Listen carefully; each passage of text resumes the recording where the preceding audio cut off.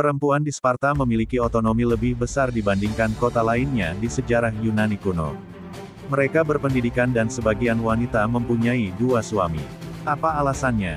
Dalam budaya populer, Sparta kuno dikenal menghasilkan prajurit yang kuat dan perkasa. Sarjana klasik Andrew G.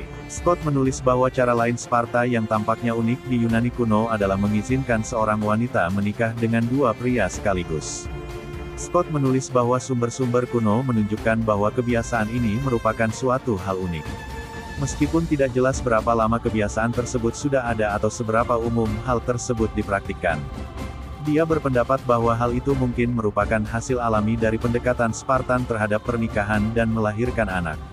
Tujuan pernikahan di Sparta adalah untuk menghasilkan keturunan yang sehat.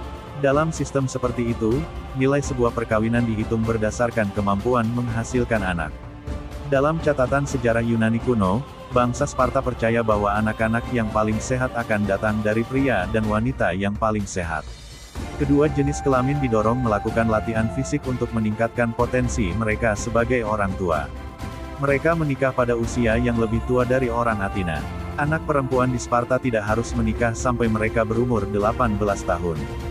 Pria biasanya menikah pada usia pertengahan 20-an atau 30-an. Perbedaan usia antara suami dan istri lebih kecil dibandingkan dengan orang Athena.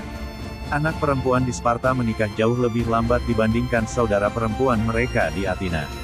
Setelah menikah, suami dan istri juga sebagian besar dipisahkan. Dengan teori bahwa berpisah meningkatkan hasrat, dan hasrat menghasilkan anak yang lebih sehat. Seorang pria Spartan yang sudah menikah terus tinggal bersama pria lain saat anak-anaknya masih kecil.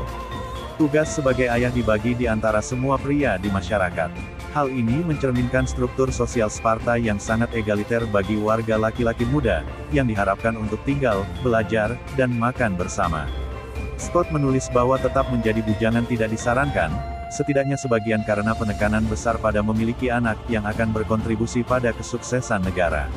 Laki-laki yang belum menikah dapat dipaksa untuk berjalan mengelilingi lapangan umum pada musim dingin, mengenakan tunik dan bernyanyi tentang diri mereka sendiri. Sebaliknya, pria yang memiliki 3 anak laki-laki dibebaskan dari dinas militer. Mereka yang memiliki setidaknya 4 anak laki-laki tidak perlu membayar pajak apapun. Salah satu cara pernikahan jamak bisa berhasil adalah dengan melibatkan seorang perempuan muda yang menikah dengan laki-laki yang lebih tua. Karena perempuan dianggap lebih sehat daripada suaminya, pasangan tersebut bisa mendapatkan pasangan lain yang lebih muda. Anak-anak superior yang dikandung dengan cara ini akan bergabung dengan rumah tangga suami yang lebih tua.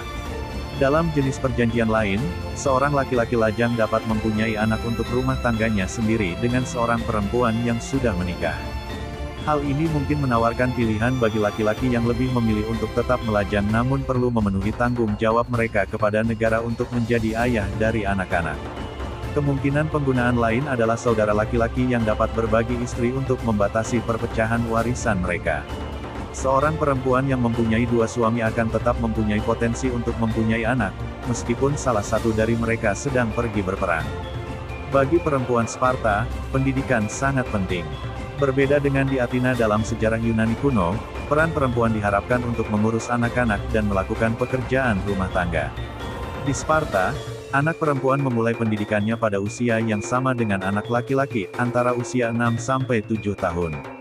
Sistem pendidikan terkonsentrasi pada persiapan militer dan anak perempuan mendapat pendidikan serupa.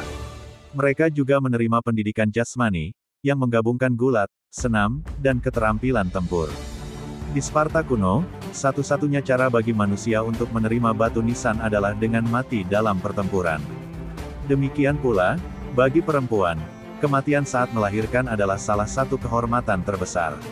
Wanita yang telat menjadi seorang ibu harus menyerahkan anak laki-lakinya pada usia 7 tahun. Pada usia 7 tahun, anak laki-laki Spartan diambil dari rumah orang tuanya untuk memulai pendidikan militer, agoge.